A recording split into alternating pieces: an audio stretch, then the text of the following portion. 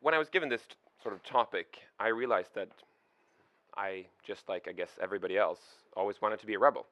And I mean, if you grew up in the time where I grew up, I'm born '79. I mean, by God, I mean, my youth was filled with these awesome, cool rebels. So when Justin called me up, I was thinking like, sure, what the hey, that sounds awesome, good topic. And then I had to ask myself, am I a rebel? And that put me in a lot of doubt. I was thinking back and forth, like, what is a rebel, by the way? Like, actually. And I came to the conclusion pretty quickly that a rebel is somebody who stands up against oppression or against establishment and want to change something. And quickly, when you sort of think about rebels, if you're not thinking about fictional rebels, and if you think about contemporary rebels, you end up thinking about people like these. Like these are our contemporary rebels. They risk their lives to sort of stand up against oppression. They sort of want to tell the stories of how the established system, the governments are sort of lying to us or whatever. And I think that when I was get faced with people like these, I was like, okay, I'm not a rebel. And I had to ask myself, why am I not like these guys? Well, first of all, I'm not brave enough, frankly. Second of all, I started to realize that when you're up there starting to sort of toy with power and government and truth and there's sort of these really, really big things, you got to be pretty convicted. You got to be pretty sure about what you're doing. Because there's a really thin line, I realized, between a rebel and a terrorist.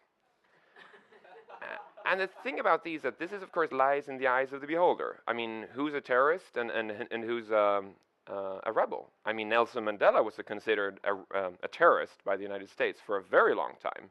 And yeah, I mean, the United States have supported many people who later became rebels, became terrorists.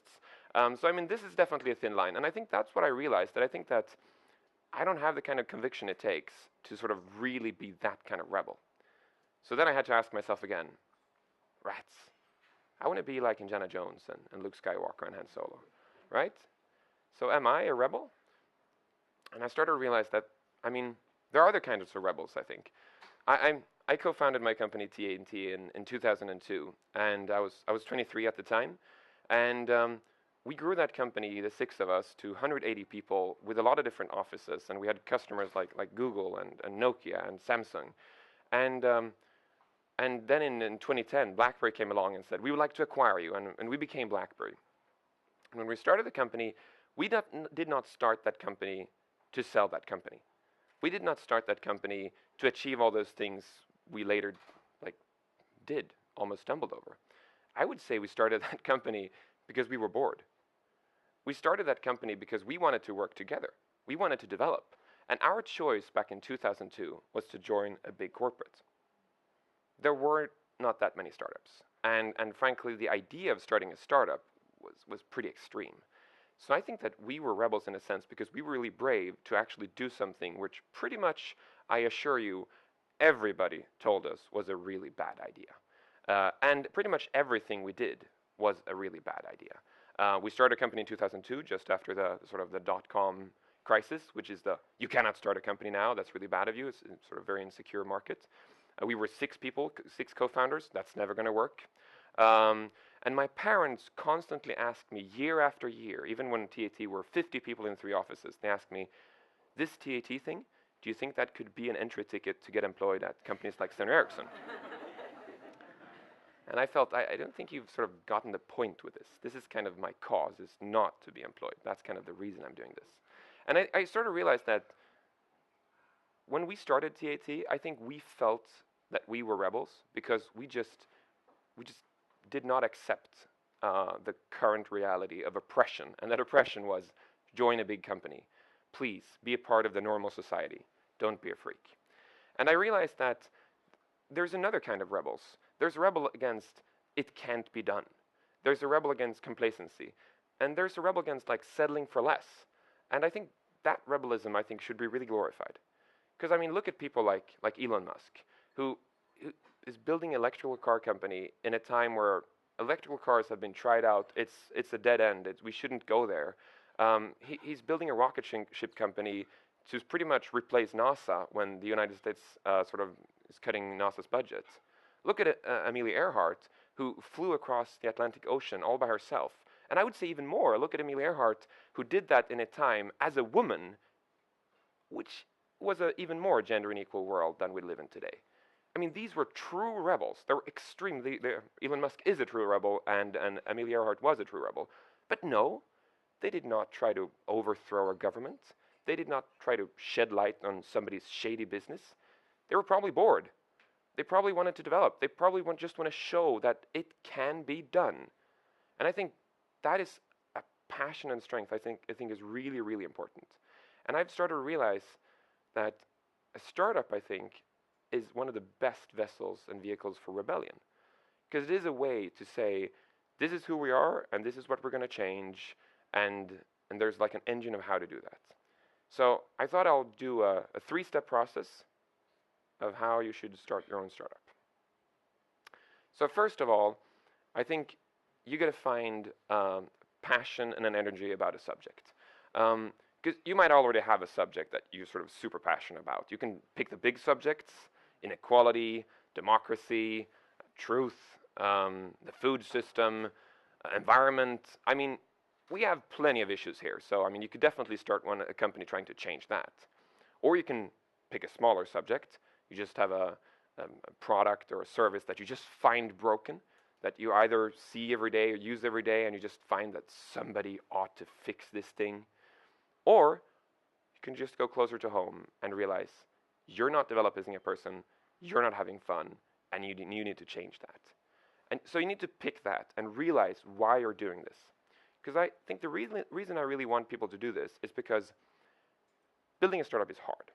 It's a lot of work, but I would say it's not the work that's the issue. It's actually figuring out who you are. Startups, they don't die because they run out of money. They die because they don't figure out who they are. And I have a gay friend who is also a startup person who he described it very, very well. He told me about when he came out of the closet when he was in high school. And he said every time he talked about his startup the first year, he felt that he was coming out of the closet. He was like, so I'm still working at a big company. Our company is, no, well, maybe I shouldn't mention it here. Because you just feel so afraid that somebody's going to just say, what are you trying to do? There's this other amazing companies already in this field. Google are going to do that like dead easy. Facebook are just going to sneeze that out. And just go, oh, okay, maybe I should go back and work at an agency maybe. So I think you got to realize that you got to have that conviction, because you're going to be questioned about who you are. And that's also one of the greatest beauties of building a startup, because you're going to figure out who you are. You're going to know in this process who you really are and what you really, really care about. So I think that, first of all, find that energy and the passion. And that can be something big, it can be something small, but it can't be, I want to do a startup because it sounds cool. Because then I don't think you're going to do it. I think that when you get the first real uphill, you're going to realize that, it's safer to settle. So find the energy and the passion, and it's in there. I mean, we have a lot of big problems in the world, so it's not hard to find things that should be fixed. Second of all, and almost more importantly, I would say, find other people. Find a community. When we started TAT, we were 6 people, which was, again, we were doomed to fail because we were 6 people, 6 founders. But I would say that as building a startup is a lot of an identity crisis, you need people around you. You need people to help you to figure out that you're not crazy. And you don't need co-founders. Actually, that's not very helpful in all times of the identity crisis. I've figured that during my years at TAT, it was like having 5 spouses. It's like whatever you want to do, you have 5 people who are really close to you who are going to say no in one way or another. At the same time, if you have 5 spouses, you have 5 people who are really close to you, but you know what it's like to have a spouse. There are good and bad sides. And the thing you never want to tell your spouse is that you're going to change something. I'm going to quit my job. I'm going to do this dramatic thing, because that's always bad in the eyes of a spouse. So 5 of those, 5 co-founders might always not be a good idea. But make sure you have people around you that sort of share what you think. It might be that they share your cause, that they also want to fix the broken food system or the environment. because then you can sort of share and get energized by them. But I would say things that wasn't existing when we started TAT that exists now when I'm building another company is the startup community. Because one of the most amazing things when you're doing a startup is to meet other startups, even if they're not remotely doing what you're doing. Because when you listen to what they're saying and you hear how crazy they sound, you realize that you also sound crazy. And probably both of you are crazy, but in a good way, because you're after to change something. And I felt that every time I get to meet more startup people, it's this enormous, like, wonderful feeling of meeting somebody who actually understands what it means. When you're saying, like, one of my favorites is that in the startup world, there's something called minimum viable product. So first, you've got this get out of the closet identity problem, the first period, when you're like figuring out what you do. And when you figured out that, you're trying to build something which you both can build and you can sell, and you can do that repeatedly. That's what's called a minimum viable product. And a minimum viable product is, if you have children, or you have been a child, maybe you remember that part. But if you have children, then you know when you're studying that day telling your friends, oh, my son can talk. You know that always happens to parents. And as friends of those parents, yeah, that's not that interesting always. And especially as that person comes back 3 weeks later saying, like, you know what? It's so awesome, my son can talk. And as a friend to that parent, you're saying, you said that 3 weeks ago. I mean, 3 weeks ago, he was like, now he's like, dad. Like, yeah, okay, wow. And then 2 months later, you suddenly go, you know what? My son can talk. And your friend goes like, yeah, okay, what's it this time? He was like, this morning he was like, dad. It's like, wow. That exact thing happens in startup land, but it's called minimum viable product. Like, we just reached minimum viable product. And all your startup friends are like, awesome, what is it? It's like, we're going to do this thing, and it's going to, oh, you really nailed it there, man. And then like 2 months later, you're like, we really got it this time. And slowly, you get closer to that minimum viable product. And all of your startup friends, the only reason that you should really make sure to tell these people is that they've also been parents. They've also been in the period where they thought their son or daughter could talk. So they know what it feels. And they can really tell you like, yay, instead of like your parents, like, first of all, what does that mean? And second of all, you said that already. So make sure to keep close to other startup people, because they're going to give you so much energy, and they're going to be a great bouncing board on whatever question you have. And I think that that's the thing I would encourage people in the startup land to do. You can coach other startup people. You can be in the boards or advisory boards of other startup people. You don't have to be more experienced. You don't have to be older or whatever. You just have to be a startup person. You just have to be a person that says, okay, how do you feel? What do you think about this? What do you think about that? Because all of those questions you're asking yourself. And as a coach in a startup land, you're going to figure out that the person you're coaching is going to teach you, well, a lot about your own startup, because you need to sort of ask yourself those questions. So now you decided you want to change something. Now you decided that you're going to mingle with other people and maybe find co-founders. And these co-founders or whoever, when you mingle, they might become co-founders, they might become employees, they might become customers, they might become acolytes of your cause. But anyways, they're going to be really useful for you. There's no reason for you not to talk to these people. If you're going to plant a massive garden, you're going to have to start with the first step. There's baby steps to everything. And I think all of us have written a poem, built a song or whatever, done an iPhone app, done a really cool logo or whatever, and saved that to our hard drive or Dropbox and not published it, because we were afraid that it was not perfect yet. It was not ripe. It's like, that's like going out and saying, I'm going to build a 5-acre tomato plant land thingy. But you're never going to do that, because it's going to be too much work. But if you just start by planting small tomatoes and sunflowers in your yard, then step by step. And you're going to tell your friends, like, yeah, I'm trying to grow tomatoes here. And they're going to be equally impressed, and actually more impressed, by you saying, I'm just thinking of renting this acre. Because they actually see that you can do things. And I think that you got to realize that Rome or PayPal wasn't built in a day. I mean, Google, when they started out, was like a laughable experience. It was like, you know, all those things that all other search engines had. You could like search on like geography and language of the post and like the person's last name who posted the thing. And then Google came along. It's like, there's one thing, and there's like search, and like, I'm lucky. It's like, where are all the thingamajings that I can press and click and do options on? It's laughable, but it turned out to be good. And I mean, look at Facebook. I mean, come on. They were called the Facebook. I mean, come on. All these experiences, they were ugly ducklings. But what differentiates the people who succeed is that they're ugly ducklings who dare to fly, even though they know that people are going to laugh at them in one way or another.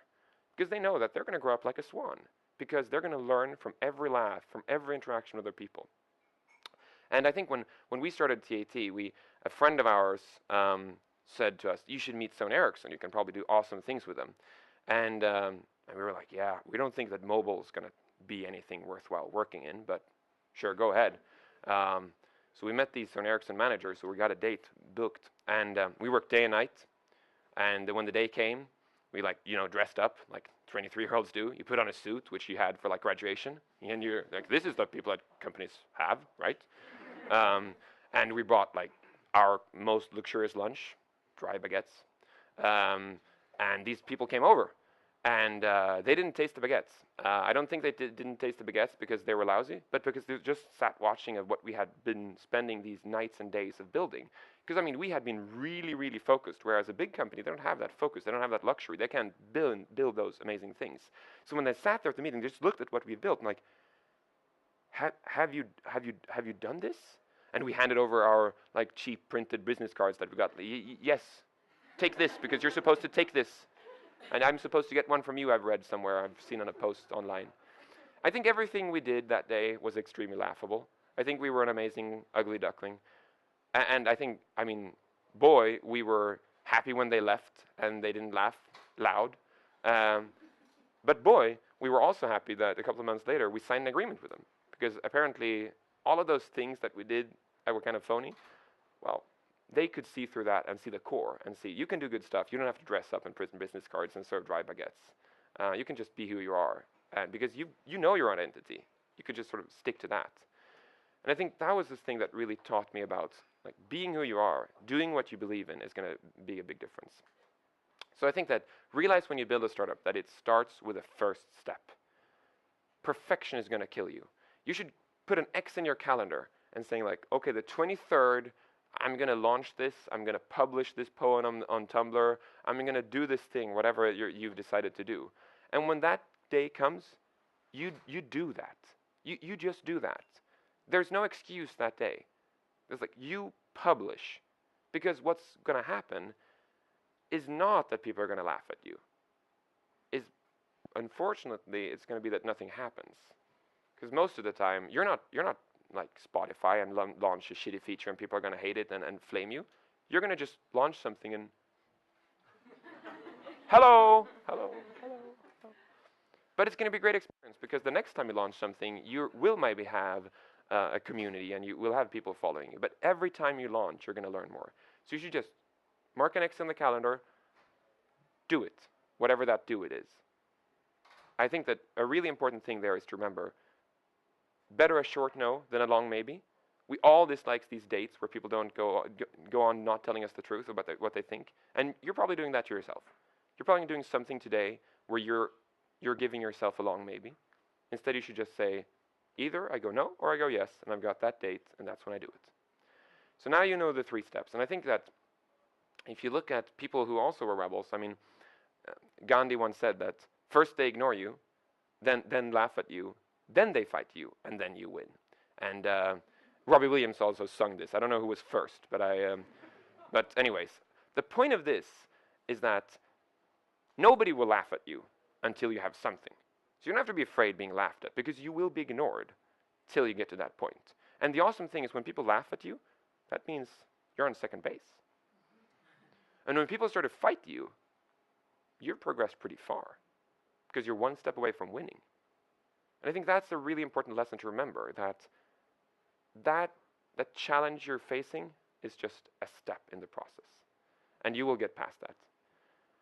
And I think that the main question I want you to ask yourself is really what you want to do. And I'm increasing the volume here. That's not what I wanted to do. And if you look at Stefan, he once said, or he wrote in a book, making money isn't hard in itself. What's hard is to earn it doing something worth devoting one's life to. And I think that's for me, a really core point. I think I've always thinking that what I was doing, is this really worth devoting my life to?